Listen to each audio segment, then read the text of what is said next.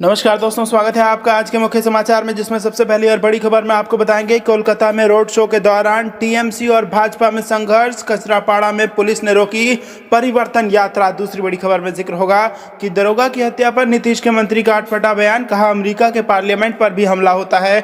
और तीसरी बड़ी खबर में जिक्र होगा कि अखिलेश यादव का पलटवार, लाल टोपी से क्यों डरते हैं मुख्यमंत्री योगी, उनकी खुद की भी तो तस्वीर ऐसी है। दोस्तों, हर एक खबर की गहराई में आपको ले जाएंगे, लेकिन उससे पहले अगर आप भी देश के किसानों के साथ खड़े हैं तो आप अभी इस वीडियो को लाइक कीजिए और इस लाल बटन को दबा के चैनल को फ्री में सब्सक्राइब करके घंटी बजाकर कमेंट में लिखिए जय हिंद। दोस्तों, रुक करते हैं तमाम बड़ी खबरों की तरफ। कोलकाता में रोड शो के दौरान टीएमसी और भाजपा में संघर्ष, कचरापाड़ा में पुलिस ने रोकी परिवर्तन यात्रा। जी हां दोस्तों, महानगर के अमरुस्ट स्ट्रीट इलाके में बुधवार को रोड शो के दौरान तृणमूल भाजपा समर्थक एक दूसरे से भिड़ गए। वहीं दूसरी तरफ उत्तर 24 परगना जिले के कचरापाड़ा में पुलिस ने भाजपा की परिवर्तन यात्रा रोक दी। इसे लेकर भाजपा कार्यकर्ताओं व पुलिस कर्मियों में धक्का मुक्की हुई। भाजपा के राष्ट्रीय महासचिव कैलाश विजयवर्गीय परिवर्तन यात्रा रोके जाने के विरोध में सड़क पर बैठ गए। बुधवार को कोलकाता में भाजपा नेता शुभेंदु अधिकारी के नेतृत्व में रोड शो का आयोजन किया गया था। इसमें भाजपा सांसद अर्जुन सिंह व हाल में तृणमूल छोड़कर भाजपा में शामिल हुए राजीव बनर्जी भी शामिल हुए थे। भाजपा का आरोप है कि रोड शो पर पथराव किया गया।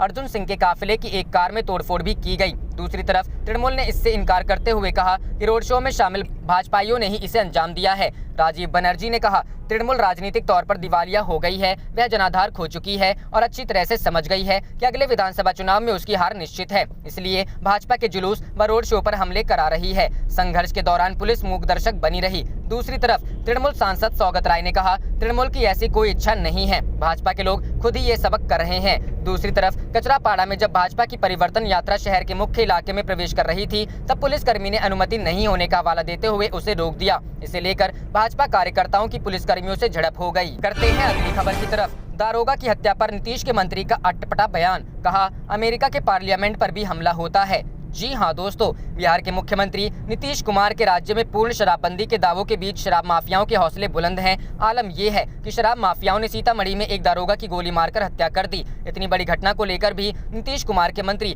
संवेदनशील नजर नहीं आ रहे हैं। दारोगा की हत्या को लेकर सूबे के वरिष्ठ मंत्री विजेंद्र यादव कह रहे हैं कि अमेरिका के पार्लियामेंट पर भी हमला होता है और ब्रिटेन की जेल भी खाली नहीं है। रुक करते हैं अगली खबर की तरफ। अखिलेश यादव का पलटवार, लाल टोपी से क्यों डरते हैं मुख्यमंत्री योगी, उनकी खुद की भी तो तस्वीर है ऐसी। जी हां दोस्तों, समाजवादी पार्टी के राष्ट्रीय अध्यक्ष अखिलेश यादव ने विधानसभा में दिए गए मुख्यमंत्री योगी आदित्यनाथ के भाषण पर पलटवार किया है। उन्होंने सपा कार्यालय में कहा कि मुख्यमंत्री योगी लाल टोपी से क्यों डरते हैं, उनकी खुद की तस्वीर है लाल टोपी लगाए हुए। वहीं अहमदाबाद में मोटेरा स्टेडियम के शुभारंभ पर अखिलेश यादव ने कहा कि हमने तो लखनऊ के स्टेडियम का नाम भगवान विष्णु के नाम पर रखा था। भगवान के आगे किसी नेता का नाम नहीं हो सकता, लेकिन उन्होंने उसका भी नाम बदल दिया। अखिलेश यादव ने कहा कि अभी हट जाओ, हम 9 महीने में एक और स्टेडियम बना देंगे। बता दें कि मोटेरा के सरदार पटेल स्टेडियम का नाम बदलकर नरेंद्र मोदी स्टेडियम कर दिया गया है। यह दुनिया का सबसे बड़ा स्टेडियम है। प्रदेश सरकार के बजट पर अखिलेश यादव ने कहा, यह सरकार का विधायी बजट है, इसमें ना तो छात्रों को लैपटॉप और डाटा देने की बात कही गई है और न भाजपा द्वारा चुनावी वादों को पूरा किया गया है। वहीं प्रदेश में अपराध बढ़ने की बात पर अखिलेश यादव ने कहा कि आखिर कितने मुख्यमंत्री हैं जिन्होंने खुद पर लगे मुकदमे वापस ले लिए हैं।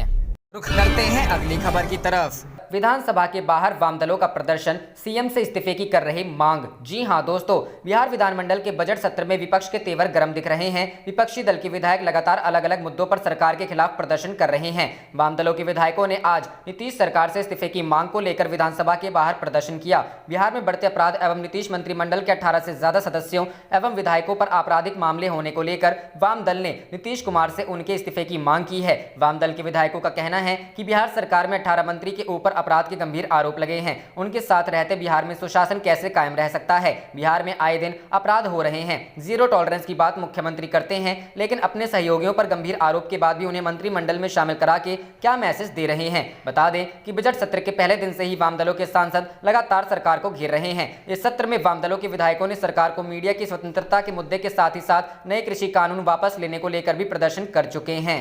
रुक करते हैं अगली खबर की तरफ। बिहार सीएम नीतीश कुमार और मुजफ्फरपुर डीएम समेत 14 लोगों के खिलाफ केस दर्ज। जी हां दोस्तों, बिहार के मुख्यमंत्री नीतीश कुमार और मुजफ्फरपुर जिला मजिस्ट्रेट समेत 14 लोगों के खिलाफ मुजफ्फरपुर सिविल कोर्ट में केस दर्ज हुआ है। मुजफ्फरपुर सिविल कोर्ट के वकील जयचंद्र प्रसाद साहनी ने बताया कि चाकी सोहागपुर में मतदाता के रूप में अन्य पंचायत के लोगों के नाम सूचीबद्ध करने के मामले में इन सभी लोगों के खिलाफ केस दर्ज किया गया है। आपको बता दें कि बिहार पंचायत चुनाव के लिए तैयार मतदाता सूची में बड़े पैमाने पर गड़बड़ी की शिकायतों को लेकर राज्य निर्वाचन आयोग ने कड़ा प्रावधान किया है। आयोग ने निर्देश दिया है कि अंतिम सूची प्रकाशित करते समय सभी बीडीओ को यह लिखित प्रमाण देना होगा कि प्रकाशित मतदाता सूची सही है।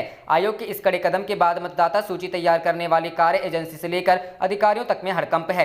राज्य निर्वाचन आयोग के सचिव योगेंद्र राम ने इसको लेकर आदेश जारी किया है। उन्होंने कहा है कि आयोग ने सभी बीडीओ को विधानसभा की मतदाता सूची में से उन लोगों के नाम की सूची भेजी है जिनका नाम किसी कारणवश पंचायत की मतदाता सूची में शामिल नहीं हो पाया है। आयोग ने कहा है कि अब सभी बीडीओ छूटे मतदाताओं के नाम वाली सूची डाउनलोड कर देख लें कि पंचायत चुनाव के लिए प्रकाशित प्रारूप में उन मतदाताओं के नाम है या नहीं। यह निश्चित होने के बाद कि उनका नाम मतदाता सूची से छूट गया है या दूसरे मतदान केंद्र या पंचायत में अंकित हो गया है, बीडीओ उसमें सुधार करेंगे। सुधार के बाद 19 फरवरी को मतदाता सूची का प्रकाशन किया जाएगा। उस फाइनल मतदाता सूची के प्रकाशन के समय सभी बीडीओ को यह लिखकर देना होगा कि प्रकाशित मतदाता सूची सही है और विधानसभा की मतदाता सूची में दर्ज सभी नाम पंचायत की सूची में भी शामिल हैं। रुक करते हैं अगली खबर की तरफ। सीएम नीतीश के राज में 102% बढ़ा अपराध, 2 लाख के करीब केस दर्ज। बिहार सरकार पर तेजस्वी ने साधा निशाना। जी हां दोस्तों, बिहार विधानसभा में बजट सत्र के दौरान तेजस्वी यादव ने दावा किया कि नीतीश सरकार के राज में अपराध 102% तक बढ़ गया है। साथ ही उन्होंने यह भी दावा किया कि नीतीश सरकार के कार्यकाल में दर्ज केसों की संख्या 2 लाख तक हो गई है। अपराध के आंकड़ों को लेकर बिहार विधानसभा में प्रतिपक्ष के नेता तेजस्वी यादव ने मुख्यमंत्री नीतीश कुमार पर जमकर निशाना साधा।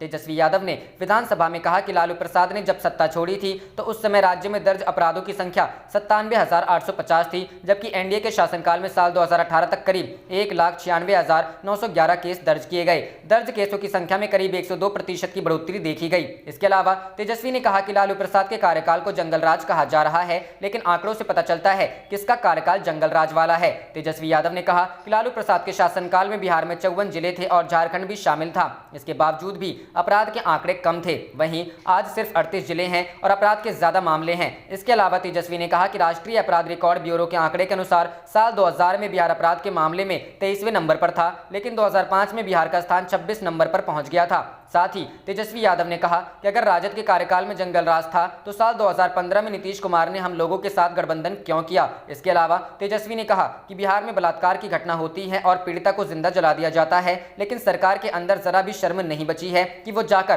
पीड़ित परिवार से मिले। रुख करते हैं अगली खबर की तरफ।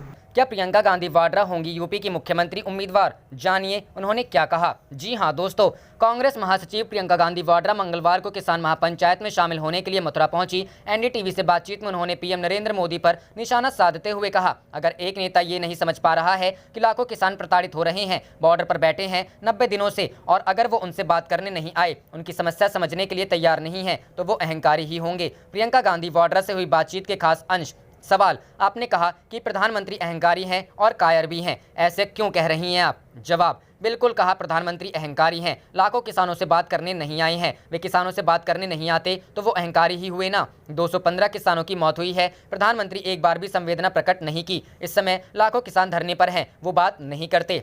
सवाल, बीजेपी कह रही है कि आप लोग किसान आंदोलन का राजनीतिकरण कर रही हैं। जवाब, ये लोग कुछ भी करते रहें, इनसे सवाल नहीं करो। जब से कोने में आ जाते हैं, जब जनता को इनकी नीतियां नहीं पसंद आती तो ये कांग्रेस को दोषी ठहराते हैं। ये अपनी नीतियों के लिए कांग्रेस को जिम्मेदार ठहरा रहे हैं। ये लोग जिम्मेदारी से भागते हैं और ये लोग हम पर राजनीति करने का आरोप लगाते हैं। सवाल, क्या प्रियंका गांधी यूपी मुख्यमंत्री पद की उम्मीदवार होंगी? जवाब, लोगों के मुद्दे उठाने की मेरी जिम्मेदारी है, यह मेरा कर्तव्य है। जनता की आवाज़ उठाना मेरा कर्तव्य है। मैं पीछे नहीं हटूंगी, मैं लड़ती रहूंगी। मैंने किसी के साथ गद्दारी नहीं की, ना ही करूंगी।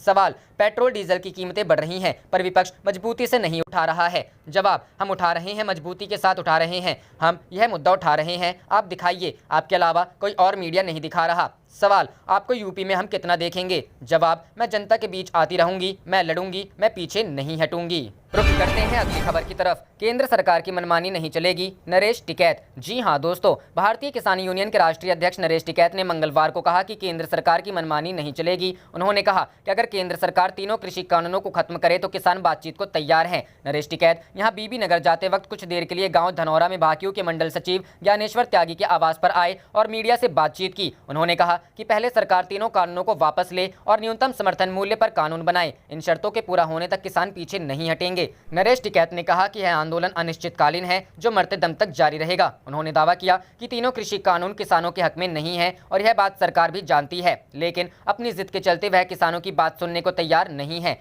टिकैत ने दावा किया कि भाजपा में ऐसे कई नेता हैं जो इस समस्या को सुलझा सकते हैं, लेकिन उन पर भी दबाव बनाया हुआ है। उन्होंने कहा कि सरकार अपनी जिद छोड़ दें क्योंकि किसान बातचीत करने के लिए तैयार हैं। उन्होंने यह भी कहा कि कृषि कानूनों को सरकार को वापस लेना ही होगा, यह शर्त माने जाने तक किसान पीछे नहीं हटेंगे। उन्होंने कहा सरकार किसानों को कई नाम दे रही है जो किसानों के लिए अपमान की बात है, लेकिन सरकार यह भूल गई है कि किसानों का शोषण करने वाला कभी सफल नहीं हुआ है, इसका परिणाम उसे भुगतना ही पड़ेगा। जाने से पहले आप इस वीडियो को लाइक कीजिए और इस लाल बटन को दबा के इस चैनल को फ्री में सब्सक्राइब करके घंटी बजा लीजिए। आप देख रहे थे आपका अपना चैनल धड़ाधड़ न्यूज़। जय हिंद, जय भारत।